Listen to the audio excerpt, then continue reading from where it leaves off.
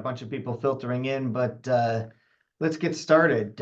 My name is Mike Jafrida. Thank you for joining us today for Kyber's presentation around SharePoint, OneDrive, and Intune, and how you can harness the power of that for the benefit of your organizations. Today, our content will be presented by Bob Thomas. Bob's one of the owners here at Kyber Security, also acts as a CISO, CIO for our clients. And has been here quite a long time, since 2004. So he knows a lot of things and is a wealth of knowledge.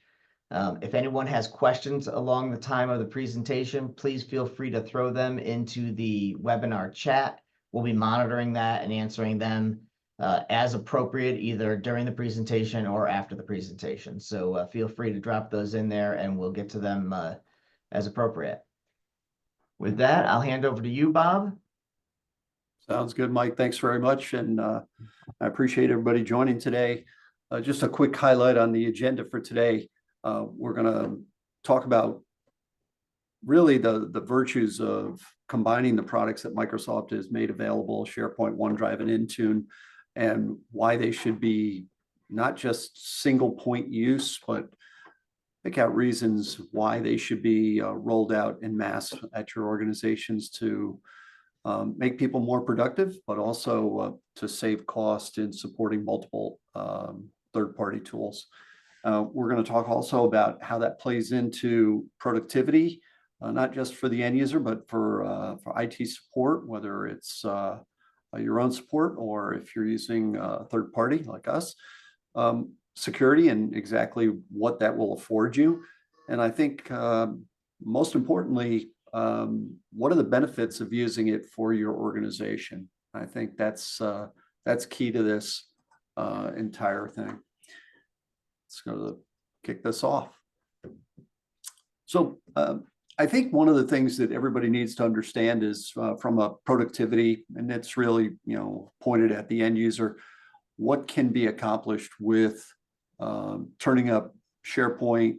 And I think one of the things everybody should be aware of is SharePoint brings along OneDrive, and not personal OneDrive, each user getting their own storage space necessarily, but business OneDrive, which is shareable, can be private amongst the organization, and how all these pieces work together. It's no longer just silos of information. Back in the day when people heard about SharePoint, when it first arrived on the scene, people were posting the company holiday calendar out there, and they didn't know what else to do with it.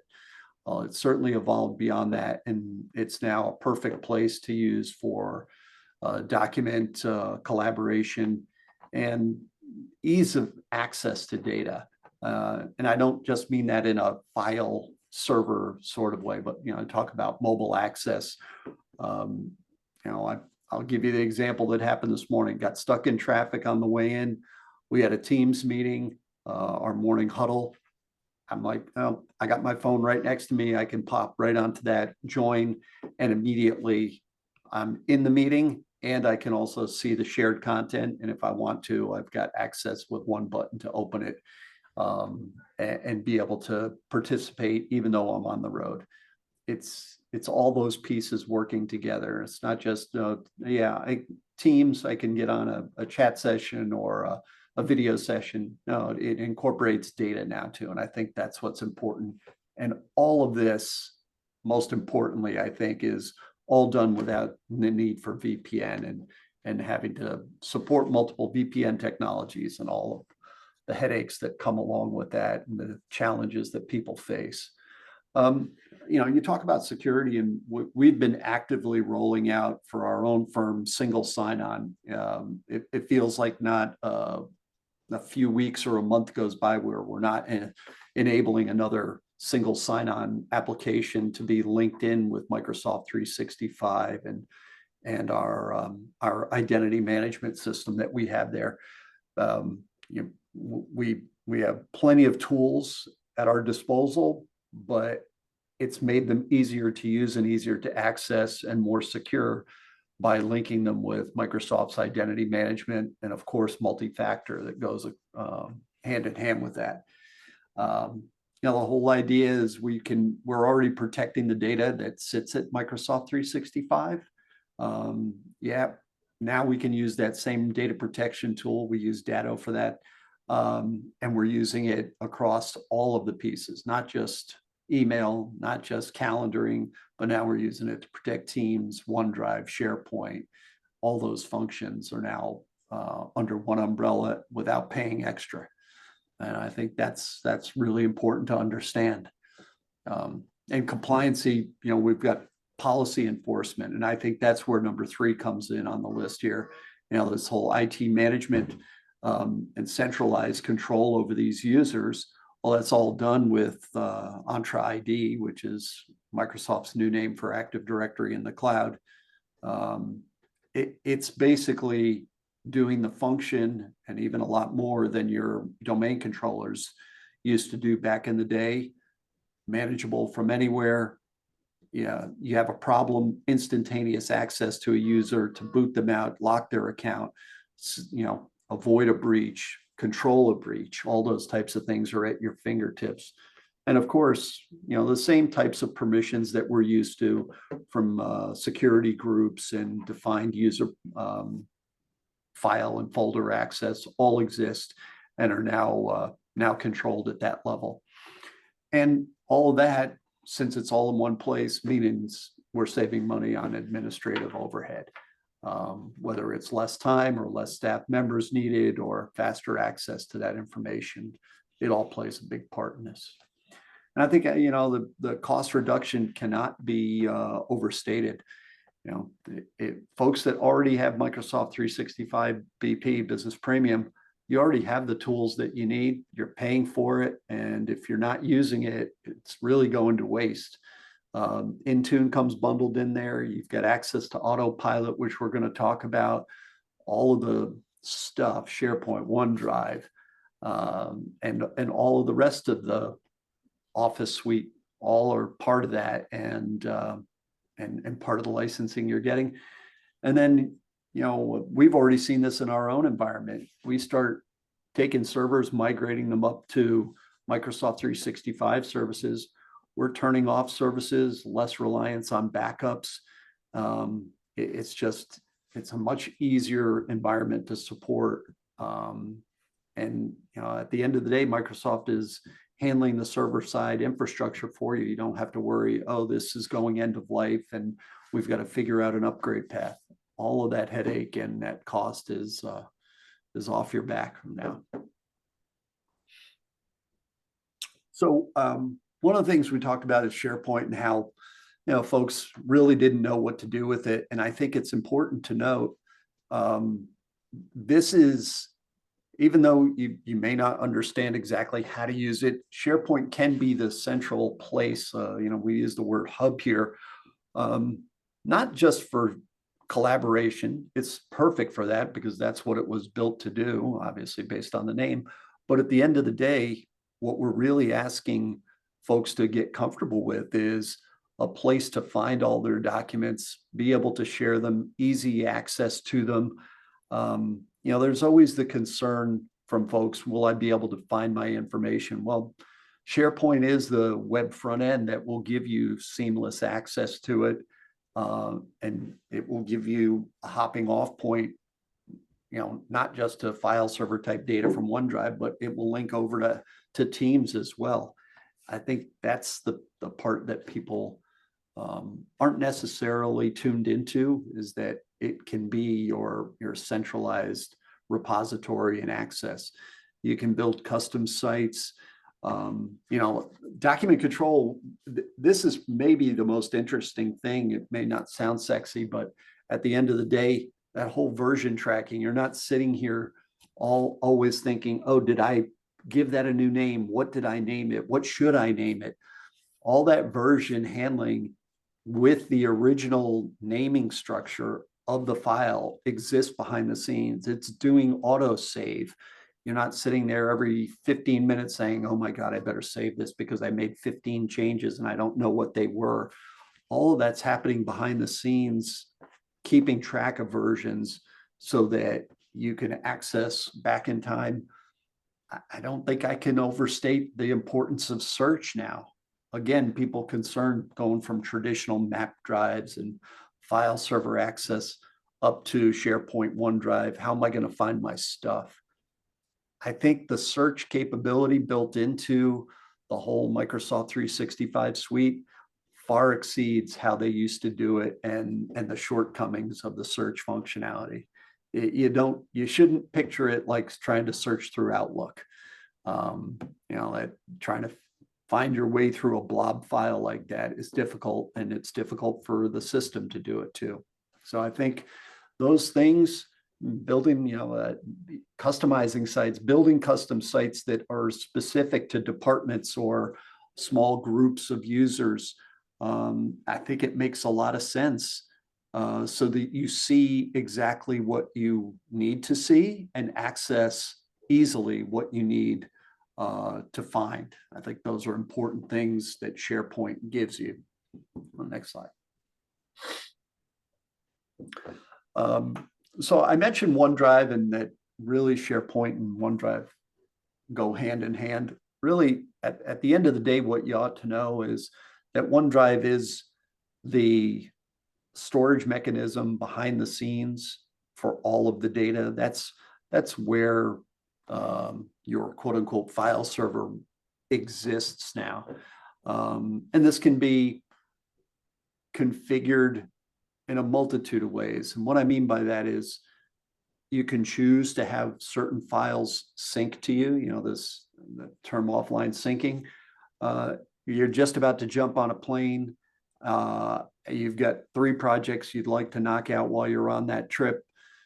You can choose on the fly, I want to take files, specific files, a specific folder, check it, and it will enable the sync functionality and put those files into a bucket on your local machine, onto that laptop you're about to use. That ease of access without having to risk, oh, I just moved the file from the server down, and then all of a sudden something happens to your machine, the data's gone. Now you got to start to think about backups and restores. All of that headache is gone because you've got an offline sync copy. You're not the only copy.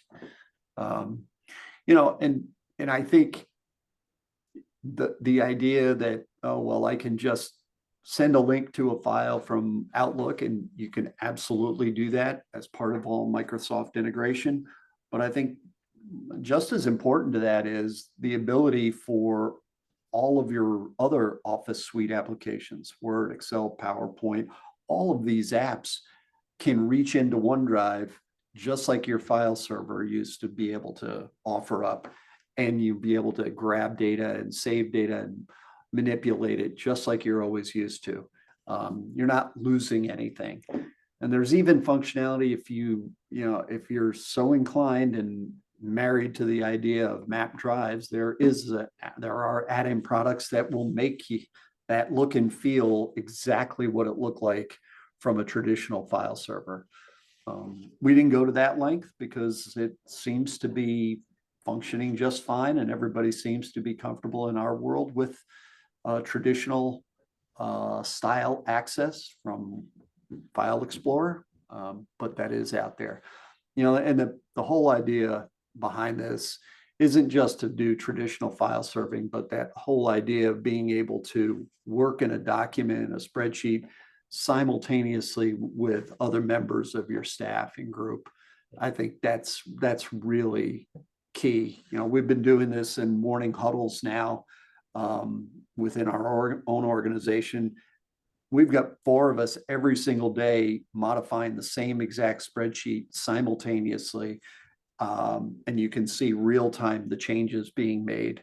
And I think it's made a difference. Instead of sending around changes and, oh, did you update the thing? You know when it's being updated. You'll see the initials for everybody else authoring the sheet or document with you real time. And then, obviously everybody's concerned at some level with security, and maybe you have a compliance that you have to deal with. Well, all that data that's sitting up there inside Microsoft's 365 cloud environment, it's automatically encrypted. This is not a checkbox. I have to encrypt it. I don't choose to encrypt it. It's encrypted by default in their world. And then you can add on, other functionality. We do advanced threat protection for every client that we sign and support their organization. That's automatic, is us looking at exactly what's going on inside, not just your machine, your network, but also 365. And that's how we were able to deliver compliant solutions to people that have to deal with that world. Intune. So, at the very least, everybody should know that Intune is not your father's Oldsmobile. That's for sure. When Intune rolled out, it was, I guess, Microsoft's first crack at what everybody calls MDM, mobile device management. You'd enroll your smartphone into it, your tablet, maybe your laptop, and you'd be able to know where that device is geographically. You'd be able to monitor who's using it, when it's online. If it were stolen, you could wipe it, all those important security things, but it was relegated really just to that type of functionality. You enrolled devices and you kept an eye on them.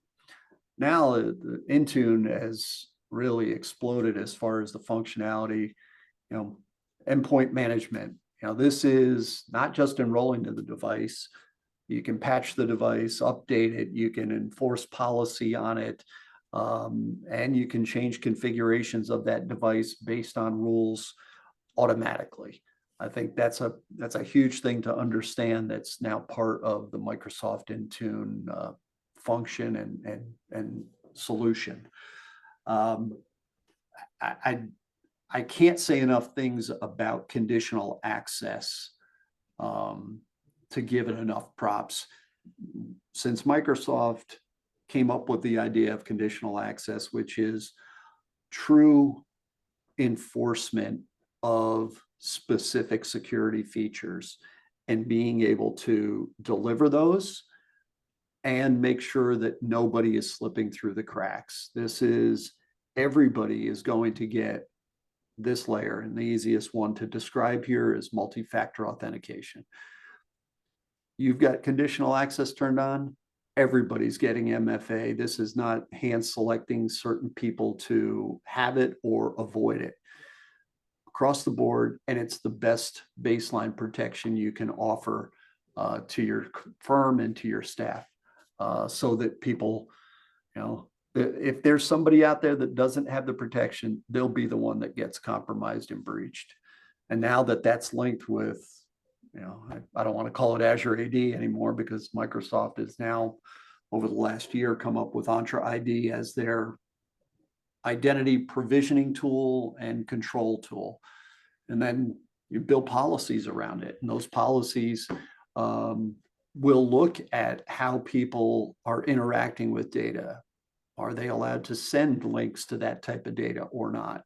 Do they need approval? All of those, what used to be very sophisticated security measures only built for Fortune 500 companies, Microsoft's now brought that down, where if you've got, P1 or P2 licensing, and we provide one of those to every one of our clients, you automatically get access to this data loss prevention security measure. Application management. This is really where it gets exciting. This is, I have a group of users, they all need, maybe it's Adobe Acrobat, maybe it's Reader, maybe it's some sort of file compression tool, whatever it happens to be, they can be put into a group and that application can be streamed down and installed onto their machine automatically. We're going to talk a little bit more about that in coming slides. And then, you can, with the analytics that Microsoft is providing, you can see exactly how the machine's performing and is it enough horsepower to be able to provide the user with the experience that they need. And I think that data has always been challenging or maybe even ethereal. It's been out there in the world, but I don't know if the data is really reliable. Now we've got it all linked in with the same application, looking at the systems all the same way. So I think that's important to note. Next. Autopilot.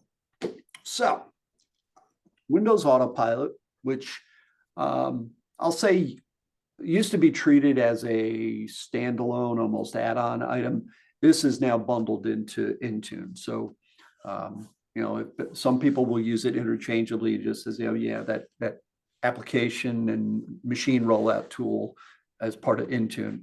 It's technically coded Autopilot. And the idea behind this is, let's talk about new machine getting delivered to, let's say, a new user.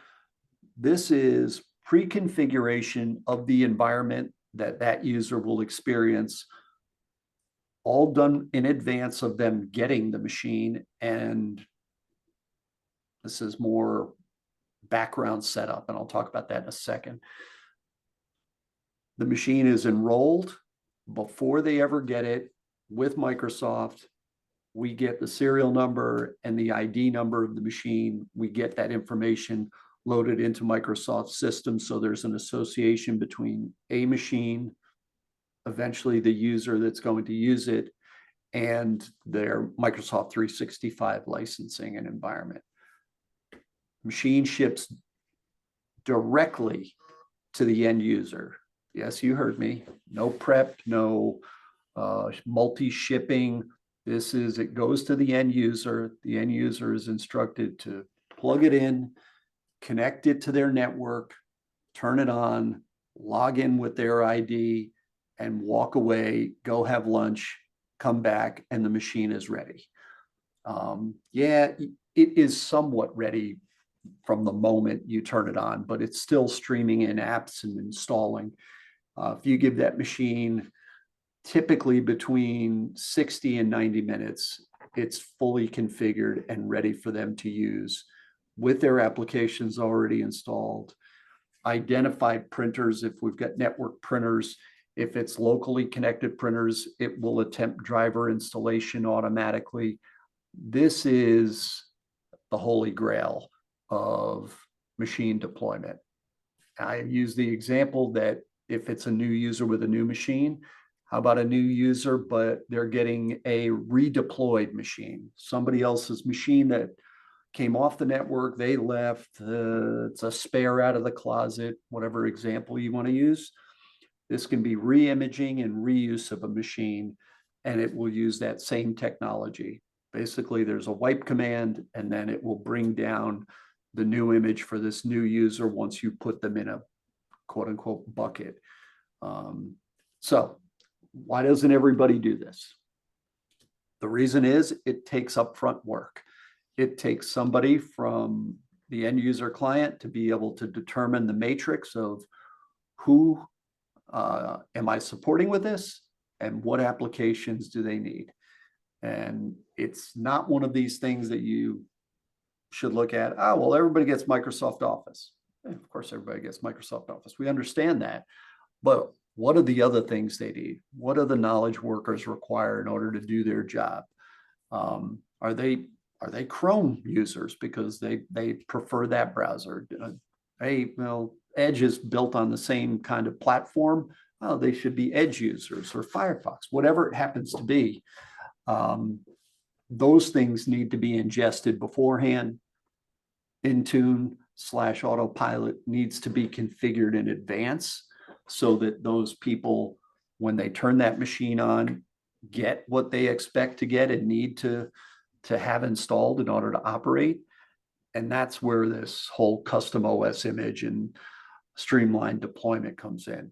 Yes, you turn on that machine, you've got to be comfortable that that user is going to get what they need. And that's really the crux of Autopilot and the beauty behind hands-off, zero touch, if you will, end user setup and configuration. Bob, I think it might be useful to mention there as well that Autopilot thrives when you've deployed this entire environment that you've been describing with OneDrive, SharePoint, et cetera.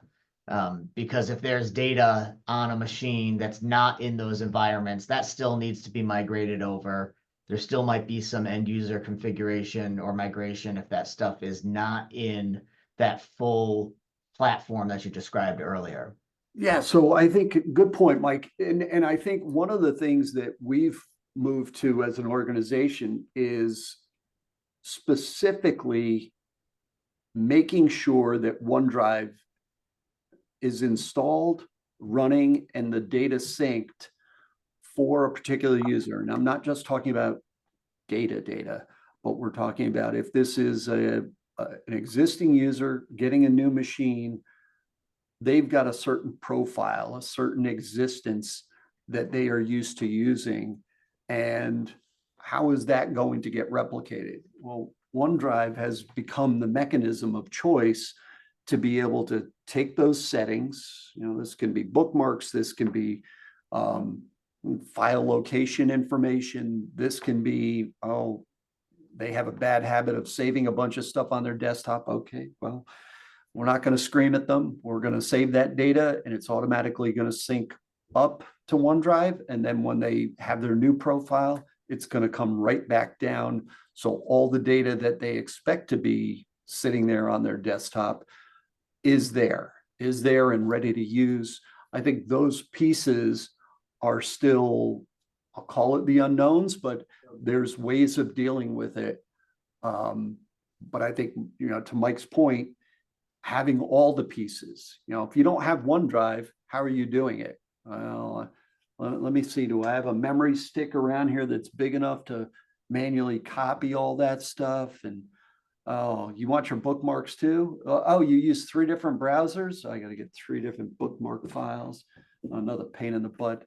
So it takes remembering all of that stuff and, God forbid, missing some of that stuff out of the equation because it gets replicated up and back down to the system. So why would you want to do this? I think, everybody talks about the cost savings, and I'll agree. There's cost savings potential. We talked about our environment here at Kyber. We used to back up 21 servers. Obviously there was a point use for certain ones of those, but with multiple file servers, multiple Active Directory controllers, all of that stuff is gone.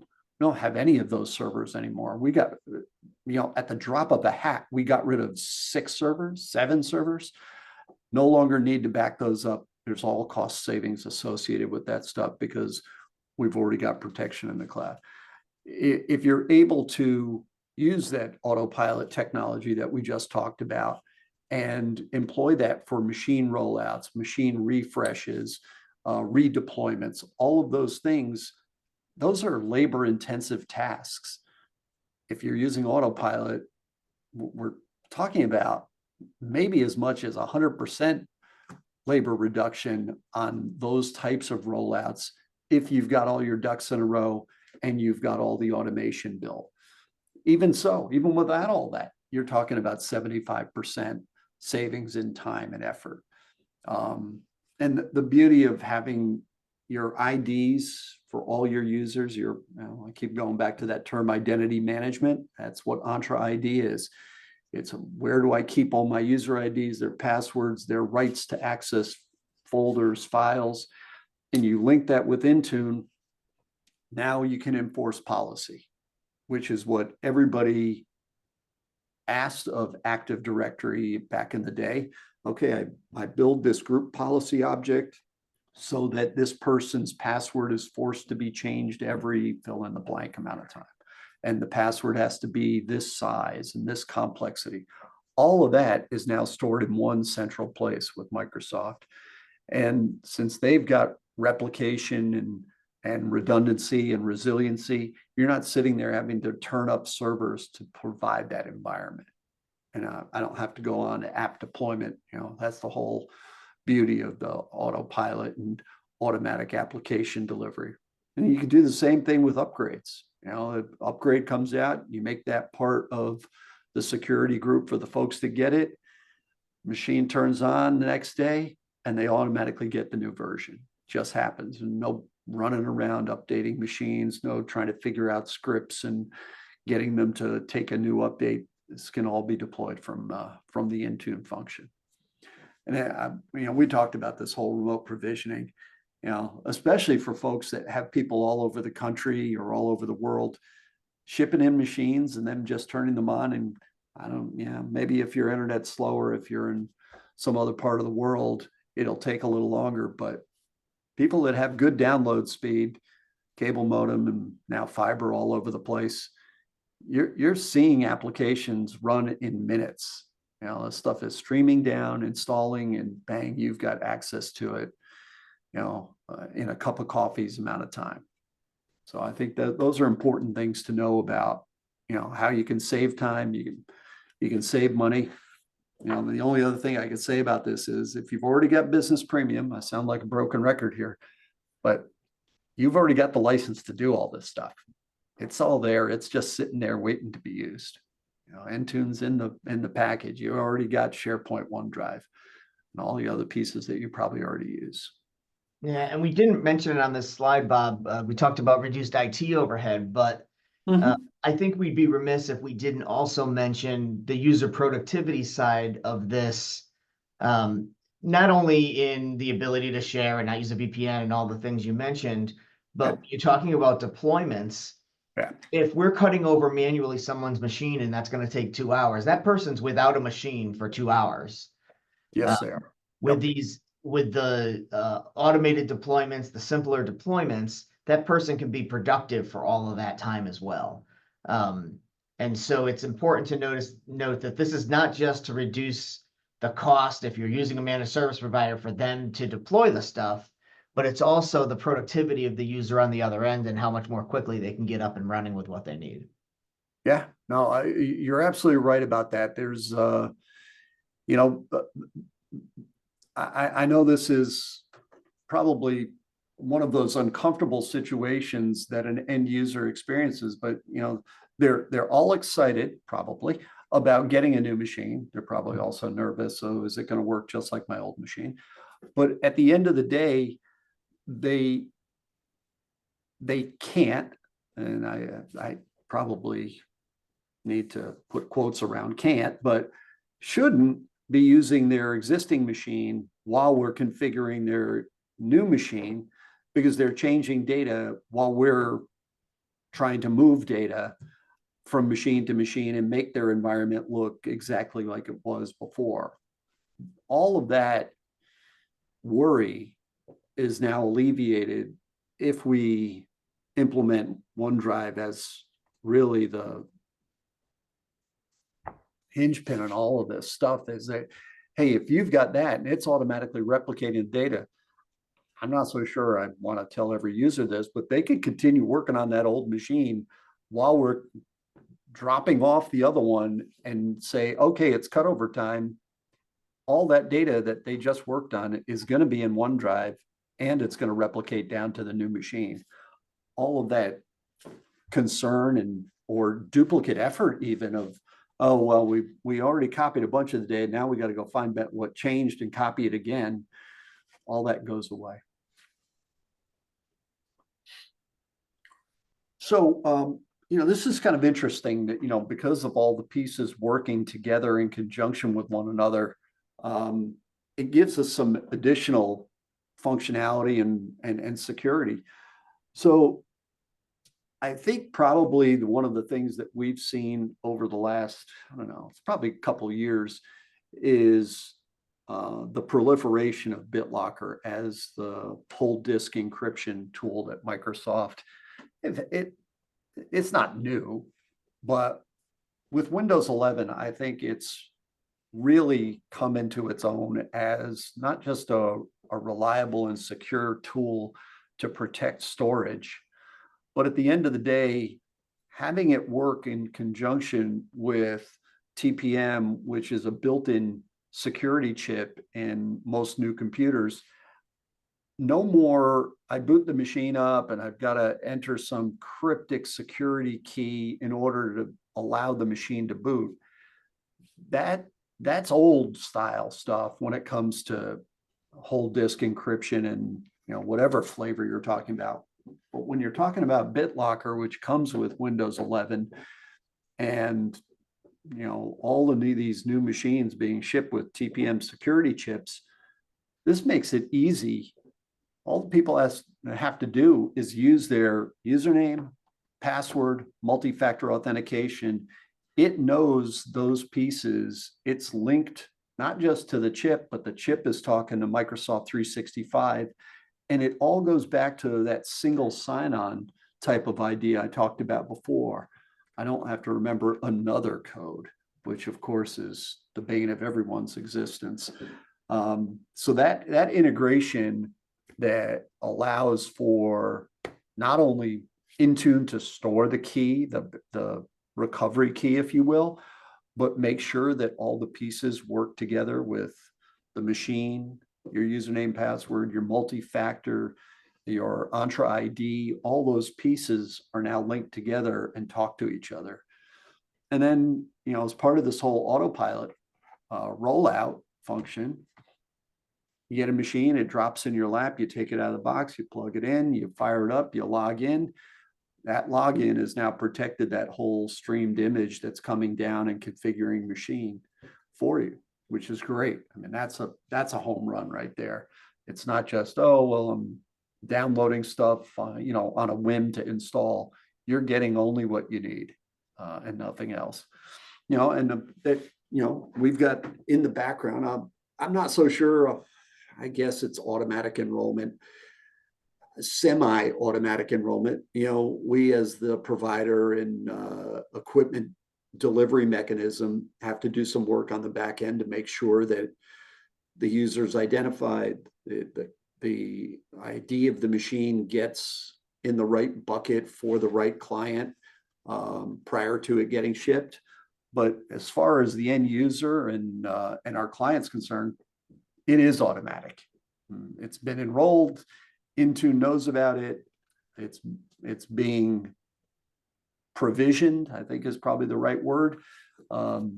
It's now doing everything to be able to get that machine rolled out without hands-on. And then, all this devices arrive ready to use after first login.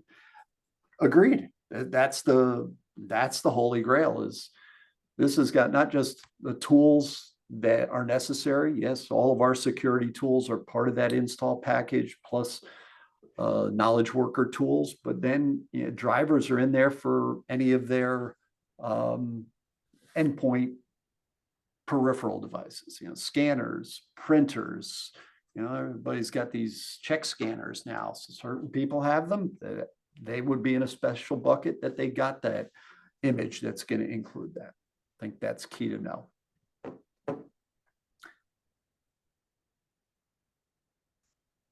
Yes. So we had a discussion earlier this morning with somebody talking specifically about, sustainability. Is how do you deal with repurposing machines, reconfiguring machines, the whole life cycle management, and we've got a method for dealing with that. But this makes the best use of those machines easier. And everybody says, oh, I don't want the brand new user or the intern to get the fastest machine, the newest machine. I want my people that have been with me that are super productive to get that new equipment. But then, another machine has to get reconfigured. I think this is where that really helps out. And if you want to do large scale deployments, and large scale doesn't mean to be dozens or hundreds. This is going to be, I need a half a dozen new machines, and they're going to 6 different places. Everybody's working remotely or they're hybrid. I don't worry about shipping them to the office. Just ship them to their house.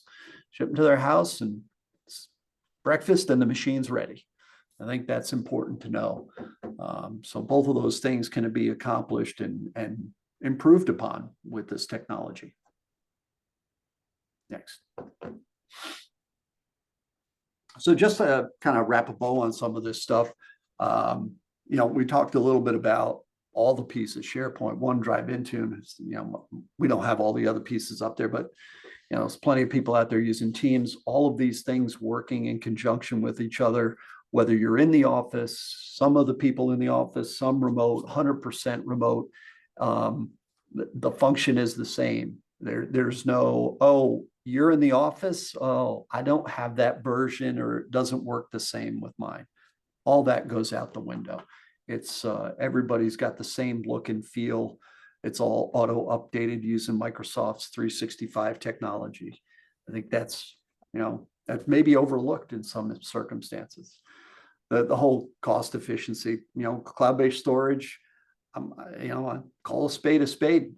It's probably the cheapest storage you're going to find because it also has backup associated with it. It's got, oh, well, you know, a bunch of people probably don't even realize how the Microsoft 365 cloud is built. Your data is not in one place. It's often in 3 or 4 different places. You just happen to be getting it from the closest data center at this moment in time, which is probably one of the Virginia data centers. Doesn't mean that's where it's always stored or only stored. So they handle that storage, they make it redundant, and they back it up. Or we have a third-party tool that will add to backup. So security, we talked about conditional access. I think that's one thing that everybody should have on their plate right now. If they don't have conditional access enabled, that should be one thing you have to walk away from this discussion. I've got to go turn that on right away to make sure not just pockets or most, quote unquote, of my staff are secure and covered by the security tools. They're all covered. And I think that's paramount. You know, the bad guys are going to find the one open door to drive a truck through. And then we talked about, you know, how this really scales, but also makes your life easier from an IT management standpoint. This is, you know, this is automation. I think the one thing that I read week in and week out is, and whenever you think it's done, it's never done. Automation is the next key thing. And, you know, people on this discussion may say, oh, well, we've already automated a bunch of stuff. There's always something else that can be done. And look, we've got dozens of tools at our disposal here at Kyber, and there's still stuff that we're doing in order to make the automation work and sing just like it should. I think that's what's, it's worth that effort. Fantastic. Well, thank you, Bob. Thanks, Mike.